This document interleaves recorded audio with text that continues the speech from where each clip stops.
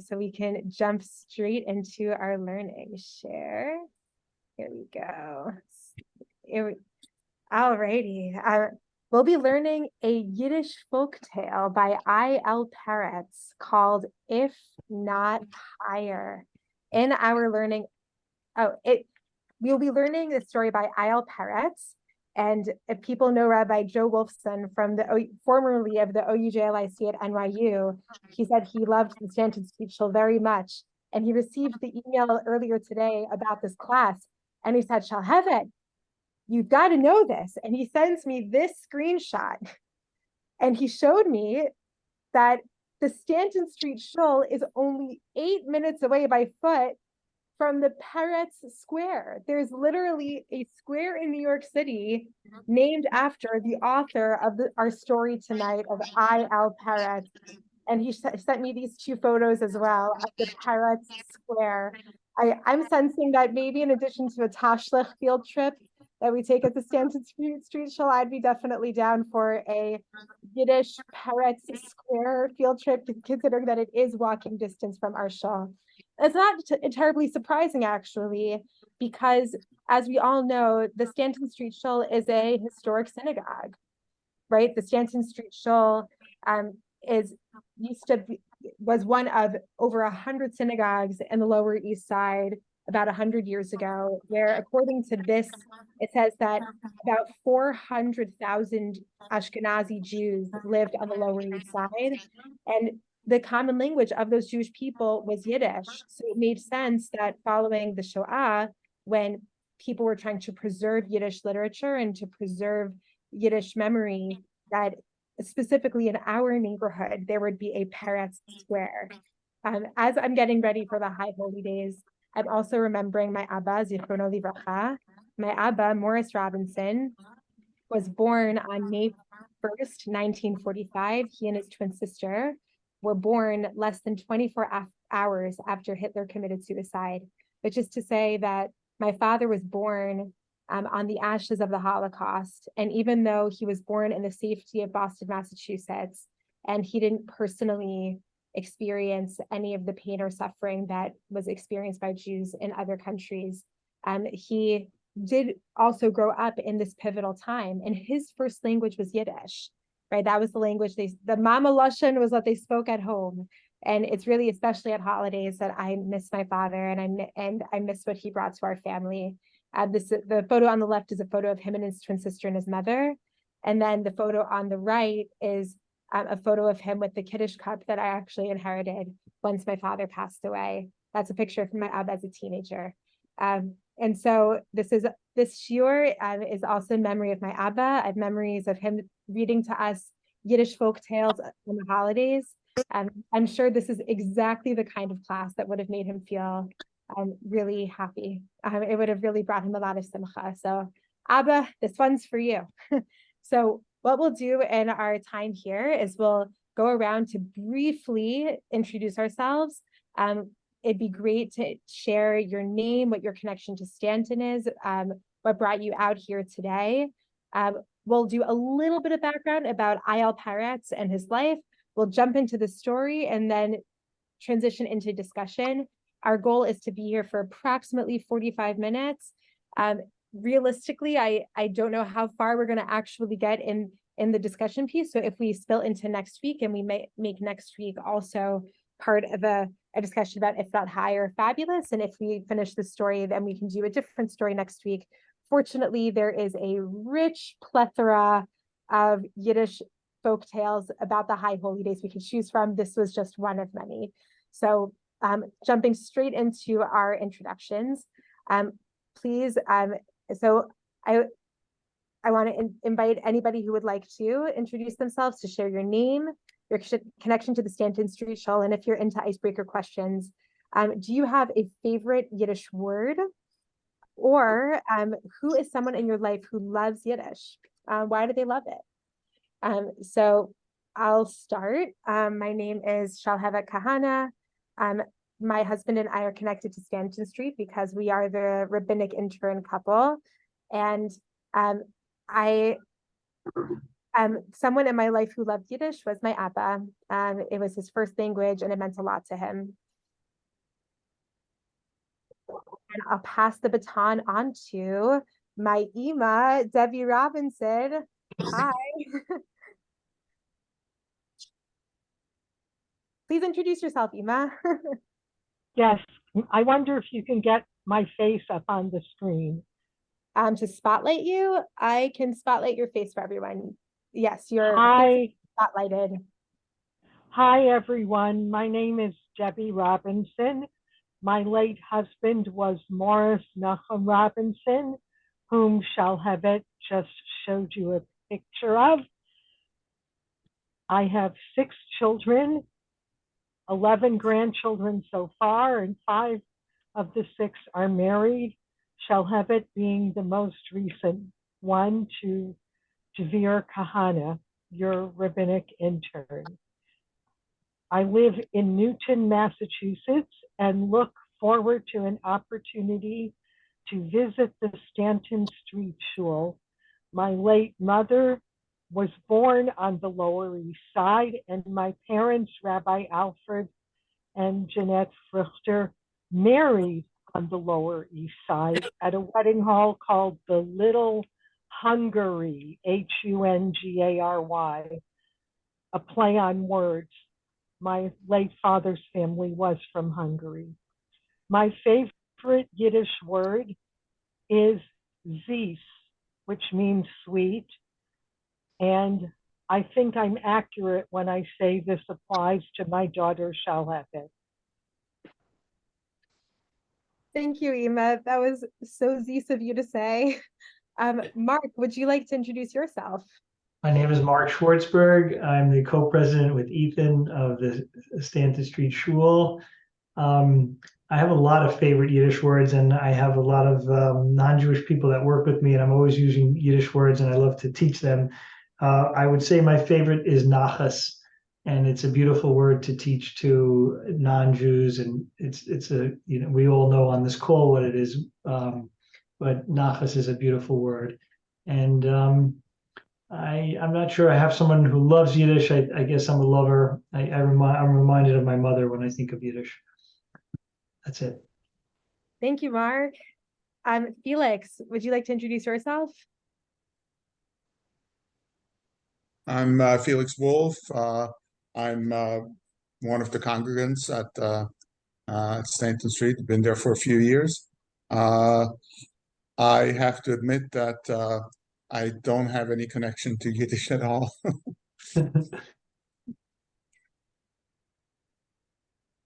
Amazing. So this will be like your first taste of Yiddish. I love it. That's fabulous.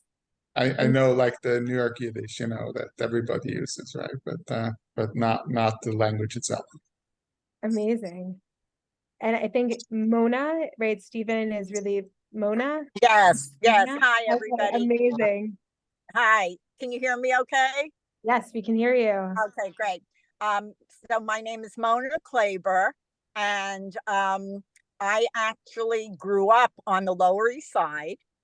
And this program I'm so excited about because starting when I was like 8 years old, I went to the Yud Lamed Parat's Shula, the Workman Circle Shula. And I went there for about 9 years. And then after I graduated, I went to middle shula. So I read, wrote Yiddish fluently because my grandparents, even though they came to this country literally learning to walk on the boat, it was very important to them that my sister and I learn Yiddish, which is why we went to the shula. And when my sister and I would go to overnight camp, my grandparents insisted that we write them letters in Yiddish. So, you know, this whole thing with parrots is just very exciting to me.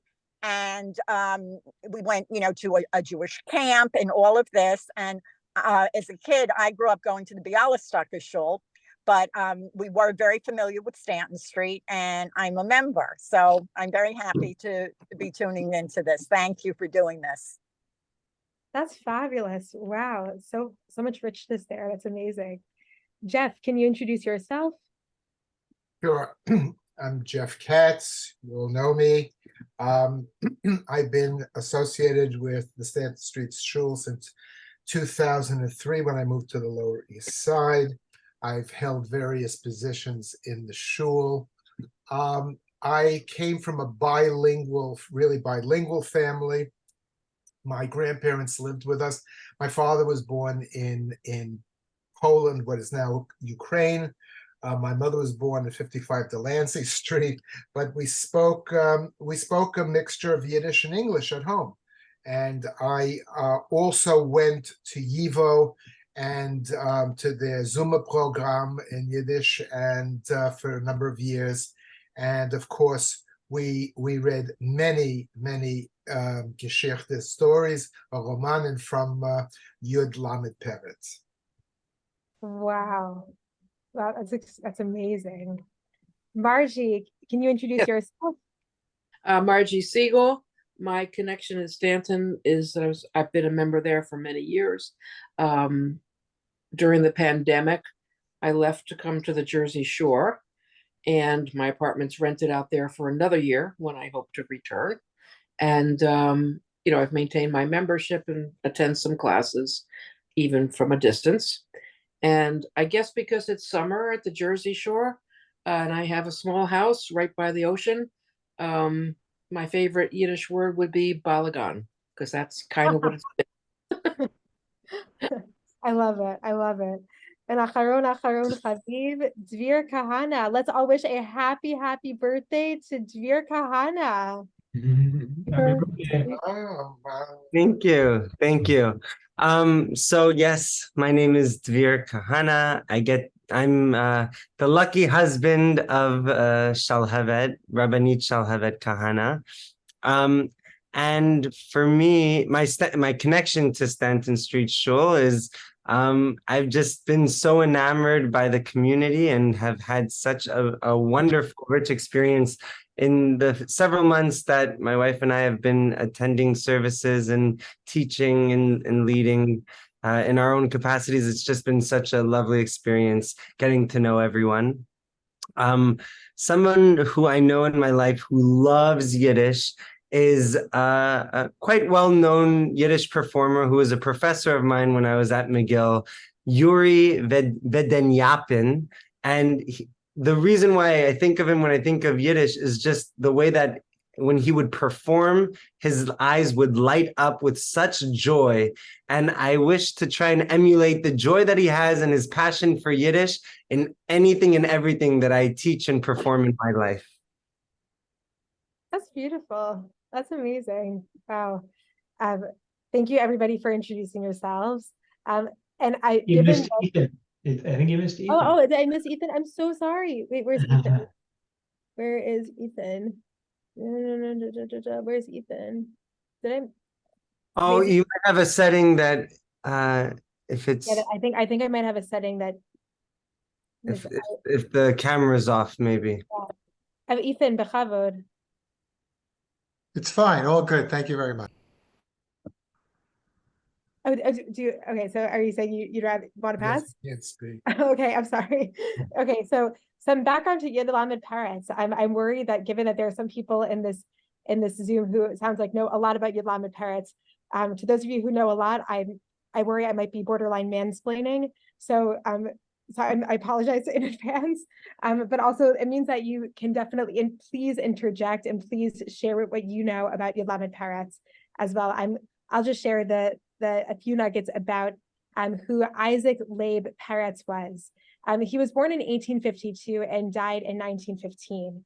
The years and time he lived are extremely significant in understanding who he was and the kind of literature he was trying to create, because he was born at the heart of the Haskalah. The Haskalah was an Enlightenment movement among Jews who were living in the lands of Ashkenaz, who were trying to promote simultaneously a sense of Jewish pride as well as an integration in the larger society. Yud Lamed Paretz was originally an author of Hebrew, then was a lawyer for about 10 years, but due to anti-Semitism had to stop being a lawyer. He was forbidden he was actually put into jail for several months. And after coming out from jail, he decided to double down on his Jewish identity and decided to become an author of Yiddish texts, and is now considered, even back then when he was writing, he was the darling of the Haskalah. People loved his writing, and is now considered to be actually like the founding father of Jewish literature books. And so when he was alive, there was an emphasis in studying the literary elements of his work. The folktale we are reading could be good for children, but I think you will see very clearly that there are many adult themes we can extract from it. But while he was alive, the focus was the literary analysis. However, following the Holocaust, when Hitler when Hitler destroyed 6 million Jews, he also destroyed countless families, countless extended families, countless communities, an entire culture. To think about it this way, before the Holocaust, there were approximately 16 million Jews in the world. And of those 16 million, approximately 11 million spoke Yiddish. So when you consider then that of the Yiddish-speaking population, we lost approximately 6 million, as well as many other Sephardic Jews. And let's not also forget the many non-Jews who died at Hitler's hands. The trauma of the Holocaust was also a trauma on the Yiddish language and a trauma on the writings of people like Lad Parat. So following the Holocaust in 1945, it was approximately the Jubilee year of Lad Parat. And I cannot recommend enough this lecture by Dr. Rochelle Grossman that was from YIVO. She gave it about 2 months ago. It's on YouTube. And after this class, I'll be sending out the link to this PowerPoint, so you can click on this link. She does an incredible job speaking about the reception history of the Lad Parat, especially around his Jubilee, and the emphasis on nostalgia and preservation of Yiddish life. So I really can't emphasize enough how towering and important the figure of Lad Parat was. And the story we're about to read, very unfortunately, we'll be reading in translation. Halavai, Jeff, you're inspiring me to work on my Yiddish so that we can actually jump into the original. But very sadly, we will be reading the translation from Dr. Ruth Weiss, who was a Harvard professor and an expert in Yiddish. And I first came about this story actually through Rabbi Joe Wolfson at NYU Hillel some years ago when I davened Yom Kippur there, even though I was in Stern. Before we jump into the story, just a quick word about vocab, just so that everyone is like following. The most important vocab words here to know are Hasidim versus Misnagdim. That's a really core part of our story, if not higher. A Hasid was this countercultural mystic person who was comfortable with exploring spiritual ideas, wasn't necessarily so stringent at the time with halachic observance, but was seeking spiritual meaning in everything they did. However, a misnaged, which literally means the opposition, mitnaged means opposite. So the misnagdim were opposed to the Hasidim, and they said, what? You want to make a Judaism that's like, that doesn't necessarily care about halacha? No way. And the chief among the Misnagdim were the Litvaks, and especially the Vilna Gaon, right? The Litvaks from Vilna and Vilna Gaon, right? They were staunchly anti-Hasidic. So in our story, our story is, and also if you want to see the full story in translation, you can follow the link here afterwards. So I have 2 questions for us as we are about to jump into the story. And so 2 questions to think about. The first, this story is set in the days right before Rosh Hashanah and Yom Kippur, the days of Slichot, when we say additional prayers to encourage ourselves to do tshuva. So why does the story have to be in this time period? We're going to see it's a story of chesed, but could this story have happened any other time of the year? Why is it specifically about this time? And the second is, you're going to see that a theme of this story is tshuva. Who does tshuva? What was the sin that they needed to repent from? How do they repent? So as we read this, please think of those 2 questions, and let's jump into the story. So if we could start, I'd prefer not to hear my voice the whole time. If people could volunteer to read slide by slide, that'd be great. I've taken the story and chunked it into pieces, so there isn't, so that each page doesn't have many words on the sides of the page, too many words on the side. So, would someone like to volunteer with starting us off with the reading of Lad Parat's If Not Higher?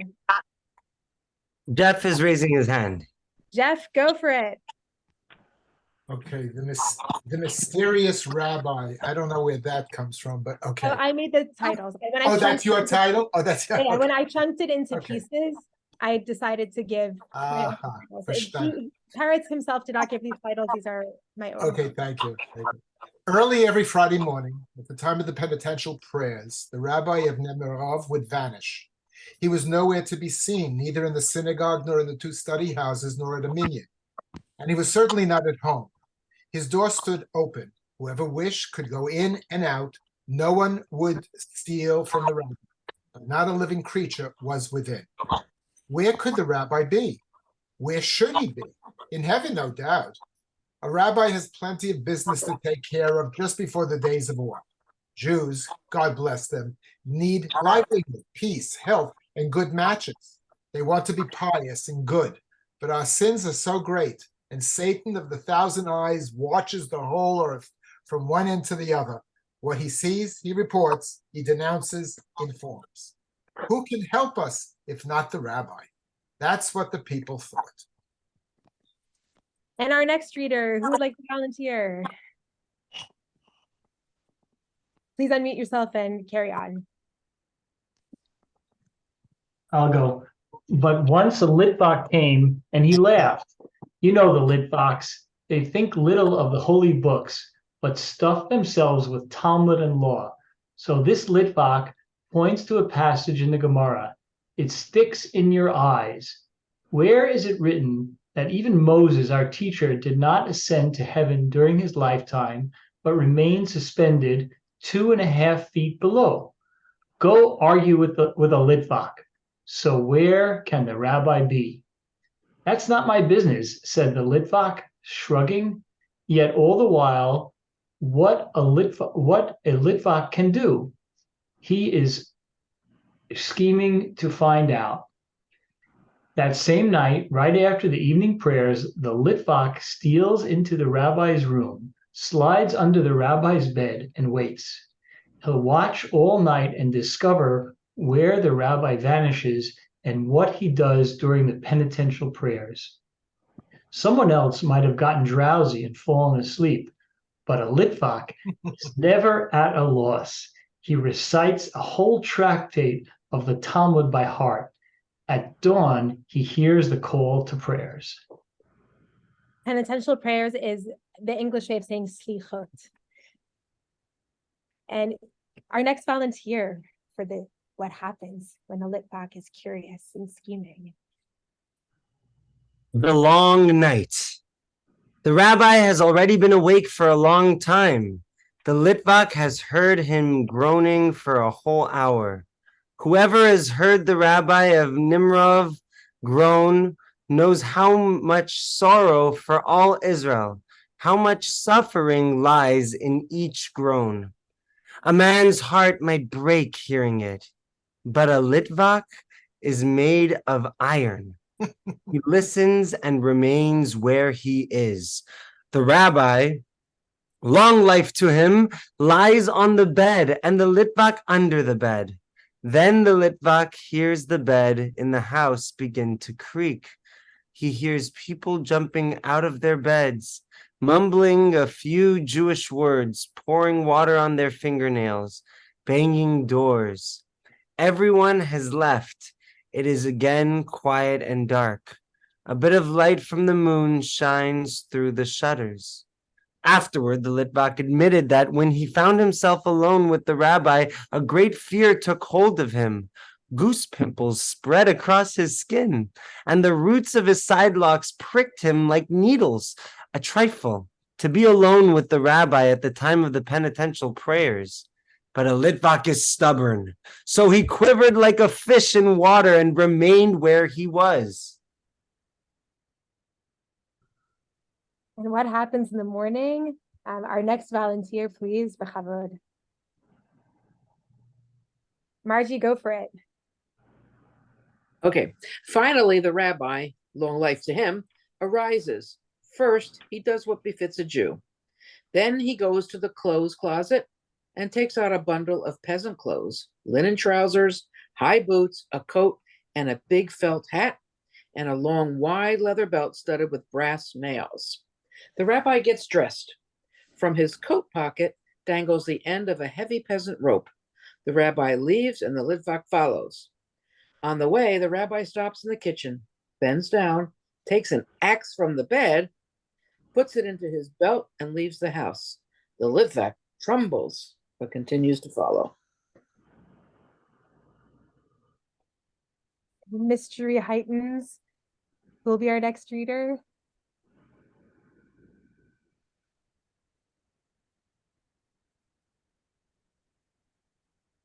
Oh, gladly.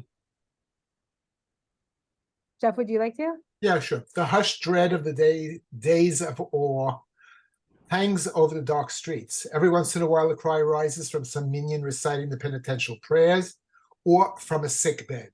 The rabbi hugs the sides of the streets, keeping to the shade of the houses. He glides from house to house, and the Litvak after him. The Litvak hears the sound of his heartbeats mingling with the sound of the rabbi's heavy steps, but he keeps on going and follows the rabbi to the outskirts of town. A small wood stands just outside the town. What's the rabbi doing there? Chopping wood. The rabbi, long life to him, enters the wood. He takes 30 or 40 steps and stops by a small tree. The Litvak, overcome with amazement, watches the rabbi take the axe out of his belt and strike the tree. He hears the tree creak and fall. The rabbi chops the tree into logs and the logs into sticks. Then he makes a bundle of the wood and ties it with a rope in his pocket, He puts the bundle of wood on his back, shoves the axe back into his belt, and returns to the town. He stops at a back street beside a small, broken down shack and knocks at the window.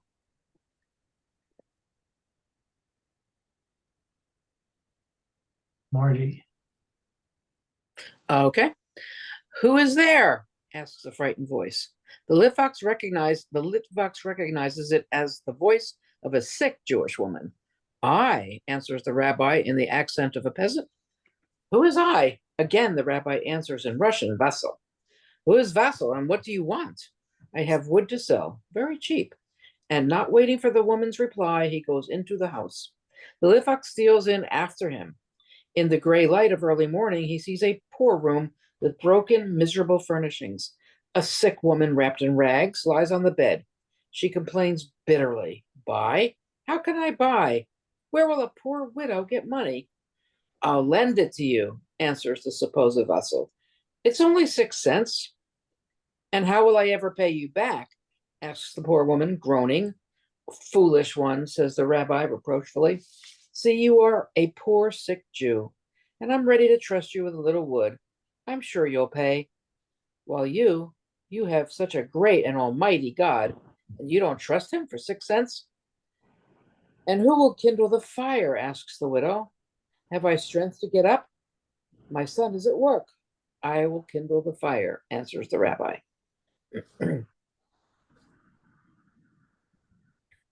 Our second to last section. What happens when the rabbi and the widow are brokering a deal? The slichot of fire. As the rabbi put the wood into the oven, he recited, in a groan, the first portion of the penitential prayers. As he kindled the fire and the wood burned brightly, he recited a bit more joyously, the second portion of the penitential prayers. When the shalhevet was set, he recited the third portion and shut the stove. The Litvak, who saw all of this, became a disciple of the rabbi. And ever after, when another disciple tells how the rabbi of Nemirov ascends to heaven at the time of the penitential prayers, the Litvak does not laugh.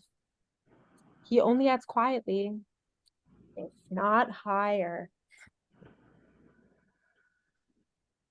And that is the end of Lad Parat's story, a short story, folktale, if not higher. So I go back now to our opening two questions. The story is set in the days before Rosh Hashanah and Yom Kippur. We heard a story about a curious Litvak who was suspicious and went to some bizarre lengths to find out with evidence what this rabbi was up to. And we hear about a rabbi doing extraordinary chesed, but it specifically is happening not just on any shacharit or any morning. It is the looming days of awe, specifically the slichot, the tefillot that we say before Rosh Hashanah and throughout the Asar Yemei Tshuva. I mean, Sephardim have been saying them since, Rosh Chodesh, but that is the specific setting. Why? Why did Paratz make that choice? And our second question, we can see tshuva as a theme of the stories, but who does tshuva? What was their sin anyway? And how do they repent?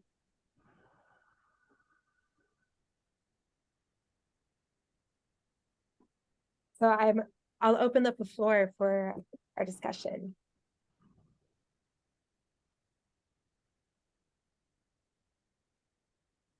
I think it's interesting because the Litvak doesn't do tshuva in the traditional sense, where he's not asking for forgiveness, but it's a change of heart, really, I think is what it's talking about. So it's not, we think of it, I guess, now that I'm saying it, so that we think of it as somebody who's a misnagid would only think about the very traditional ways of doing tshuva, and here is the Litvak who sees the behaviors of others, and he has a different change of spirit, a different kind of tshuva. Yeah, I mean the Litvak, usually we think of tshuva and of asking slicha and mechila, asking for forgiveness and atonement, and we usually think of it as like acknowledging the wrong that we do and approaching them and saying, I did this, that, and the other wrong thing to you, and can you please forgive me? I promise not to do it again, right? We usually think of the Rambam's formula of tshuva, but here there is an individual Litvak who comes from a worldview that is philosophically, ideologically opposed to the world of this Hasidic rabbi, the rabbi of Nemirov. And the story, the main character here is this Litvak who has a change in perspective when he actually sees the rabbi in action, when he actually sees where the rabbi's gone off to, so he's able to answer that mystery. But he's really changed his perspective about Hasidism in general. So much so that he actually believes something even stronger than the Hasidim. Remember at the beginning of the story, when people were wondering, oh, where does the rabbi go? Where could the rabbi be? Where should he be? In heaven, no doubt. And the people of Nemirov assume that the rabbi has gone up to Shamayim to speak and pray on behalf of the people of Nemirov, right? Jews, God bless them, need livelihood, peace, health, and good matches, right? So the people assume that the rabbi has gone out to pray by himself for other people, but also it's that the Litvak says, you think he's gone up to Shamayim to like pray on our behalf? Listen, not even the Litvak says not even Moshe was able to truly go up to Shamayim. Moshe was only able to get up to 2 feet, right, below heaven. So what, you think the rabbi's gone to Shamayim? So by the end of it, this Litvak who had been such a stickler for the text and actually changed so that at the very end, his last words, he only adds quietly, if not higher, meaning to say he believes that the rabbi has even surpassed the level of Moshe Rabbeinu, that this rabbi, through this act of kindness, has been able to actually pierce the heavens. Well, a few thoughts. One, this really mirrors in some ways the biography of Lad Parat, who was a maskil. And just like a maskil has looked at is universal, the world, Jews among the goyim, and learning from, he is like the Litvak, who was maybe have scoffed at the world of the Hasidim, but of course came to understand and to appreciate the beauty of Hasidus. And that's on one level. But also the rabbi, where is the rabbi? He said he should be in heaven praying for us, as the days of Or approaches. But no, what does he do? He puts on workers' clothes. He masquerades himself as a goy, and he goes out and chops wood and sets a fire, doing things that are everything but heavenly. However, they are heavenly. They are model of what a Jew should be doing in terms of chesed and tzedakah and gemilut chasadim. And this is what turns the Litvak around. This is the tshuva that is done, and it's a masterful story. I think also there's a very personal kind of almost a musar involved with the story as well, because in that time period we're facing judgment, and we're facing judgment from Hashem. And in this particular story, there's some judgment going on, judgment of people to other people. And ultimately, I think we all have to remember that the real judge is Hashem. And rather than judge each other, let's leave it up to him.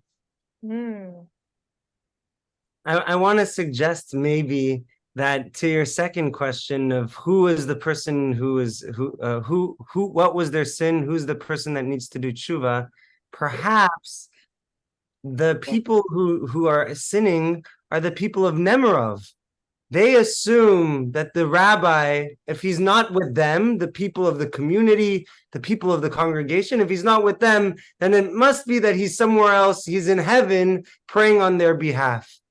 But the people of Nemirov who said that the prayers of our Kehila are just within the walls of our Kehila, they weren't thinking about the people who aren't there in the room, the people who are the poor person who isn't able to have a slichot because he's worried. The poor person is worried about just making sure that their house is warm, making sure that they have just the bare minimum, and their lives are consumed with just thinking about getting by, that they don't even have opportunity for tefillah.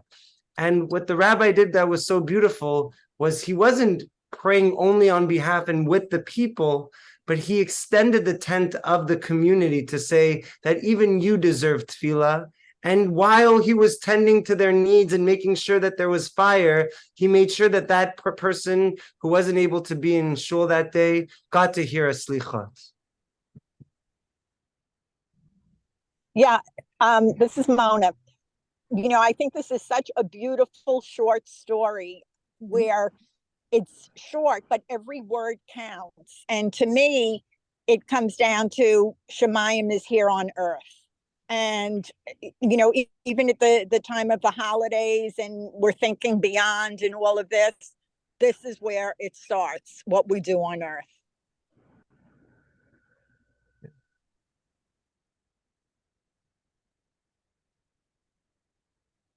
It definitely begins with what we do on earth in our tshuva process. As you can see, this is a deeply rich story. There is so much to say about it. I want to just reflect and comment on one thing that Dvir said and expand it a little bit. Something that I'm sensitive to as a woman is I know that for many mothers who are not easily able to go to shul, or people who are otherwise not able-bodied to go to shul, it can be deeply isolating to be alone.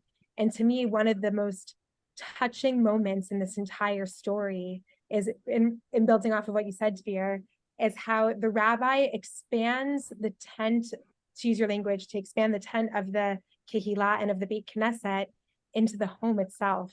And to me, this is such a gorgeous image of how the rabbi's act of chesed, of ben adam l'chaveiro, of doing a mitzvah, of caring for his fellow man, his fellow, in this case, widow and her son. He was putting the wood, as the rabbi puts the wood into the oven, he recited in a groan the first portion of the penitential prayers, meaning this physical act of ben adam l'chaveiro was now also being reflected and mirrored in the rabbi's prayers, ben adam l'makom, between man and God. And as he kindled the fire and the wood burned brightly, he recited a bit more joyously the second portion of the penitential prayers, meaning that the rabbi's ability to pray in earnest, the slichot, was enabled and made possible through the fact that he was now doing a mitzvah. And to me, this kind of closes it off. When the rabbi was said, he recited the third portion and shut the stove, meaning that the glowing, warm, hot coals of this oven that were now transforming this woman's home were also a reflection of what's happening inside of the rabbi's heart. And so I even though the core narrative here is the arc of what happens with the Litvak and how he has all sorts of assumptions about Hasidim and how, gosh, this rabbi, he doesn't even daven with a minyan, that's crazy, right? But he actually, this Litvak, the goal here is to see his change, but it makes me almost wonder, what if the rabbi, what if he realized in examining his own deeds, wondered, gosh, I have a mitzvah of caring for the ger yatom and almana, the stranger, the widow, and the orphan, and maybe that's the mitzvah I need to focus on this year. So maybe every year the rabbi would do a different mitzvah as he was up in the slichot. It sounds like this was something the rabbi always did, but to me, I think it's extraordinary. It's such a gorgeous, gorgeous image. The glowing hearth of the stove, warming the home, and then softening the rabbi, getting rid of that stubbornness, making ourselves supple, malleable to change. To me, that's just a magnificent image. It is clear to me that we are definitely not done with analyzing the story. At least personally, I'm in favor of continuing this next week. There are more questions and more discussion points we can have. There are 4 more I've prepared here. And also, given that, and this builds, Jeff, off of what you said, that Lad Parat, Lad Parat, he started out in a religious home going to cheder, and he eventually became a maskil, and it's reasonable to assume that he's playing with a number of rabbinic and biblical themes. I found a few, and I did a little bit of research speaking to some Yiddishists earlier today, and they thought it's reasonable that the sources I brought here would be ones that he would know, so we can also explore that layer as well. But to close this off, to close out our learning for today, you do not have to if you do not want to, but I want to close off our learning today with this closing question. What's amazing about the rabbi and his act of chesed is that it is hidden. He pretends to be a Russian and pretends to be someone who he's not. He pretends to be a peasant, someone who isn't Jewish. He calls himself Vasil, and he does this so that his chesed is hidden from the recipient. He knows who the recipient is. He knows that this woman is needy, but the woman does not know who he is. So what's amazing is that sometimes we do chesed and we want to be public. We want people to see us and get that public acknowledgement. So either you can share with us in the group, or you can just think of it to yourself. A challenge, a takeaway we can have for us in this story is, what is going to be your hidden act of kindness this week that no one else is going to notice? Not your partner if you're partnered, or not your kids if you have kids, not your students if you have students, or whatever. It's something that you did that you did it, and you did that chesed in getting ready for Rosh Hashanah and Yom Kippur, but the recipient will never know how to trace it back to you.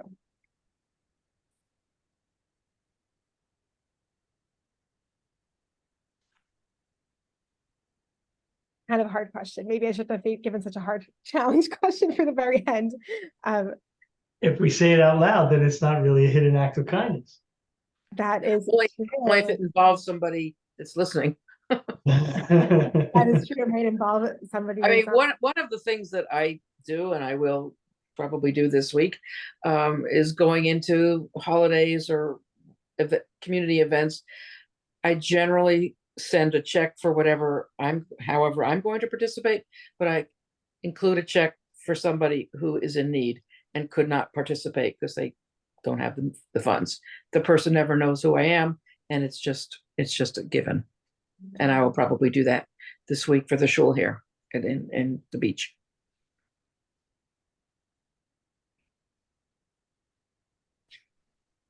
Well, Shalhevet, you certainly motivated me to give that active thought. I have one thought already, but I'm not sharing it. Right. The best is not to share it. I think the whole Yeah, the whole point of your story is not to share it. I'm not going to share it. I just it'll be done. Thank you very much for pushing that agenda.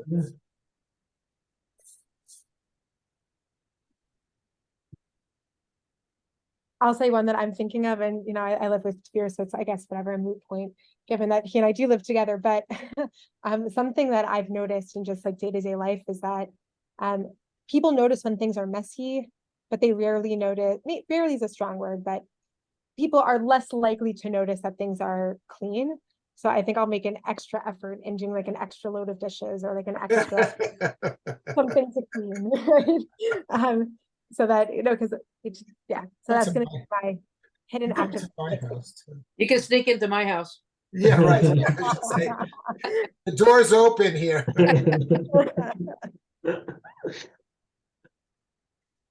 Amazing. Our next class will be 1 week from today. This is the Zoom link. It's different than the one that we had this time. It will be in the shul email as well. I do hope that I'll send the link to Brina for this PowerPoint in case anybody wants to see this PowerPoint between this week and next week. This class is also being recorded if you want to listen to it again or send it around. A reminder that Rosh Hashanah and Yom Kippur are coming. Tefillot and special happy times at the Stanton Street Shul are around the corner. Tveer's been practicing a lot with the shofar blowing, with his classes and the tefillot. I've been working on building up the kids program and other teaching throughout the holiday. Huge shout out and thank you to Mark and Ethan, without whom this wouldn't be possible. And of course, Brina, who does so much for the shul. So please mark your calendars for Rosh Hashanah, Yom Kippur, Tashlech, Slichot. There's so much happening on the calendar. Thank you for those of you who are tuning in from afar, even from the other all the way in the West Coast. It's amazing how our community knows no bounds. As far west as California and as far north as Montreal. Thank you, Mama Karen Cahana, for being here. And thank you so much for taking time out of your busy schedules to learn a little bit of Torah. Wishing you all a beautiful, stupendous, wonderful rest of your day. And thank you. Thank you. Have a lovely manner of presentation. And it was really wonderful. Thank you. Good night.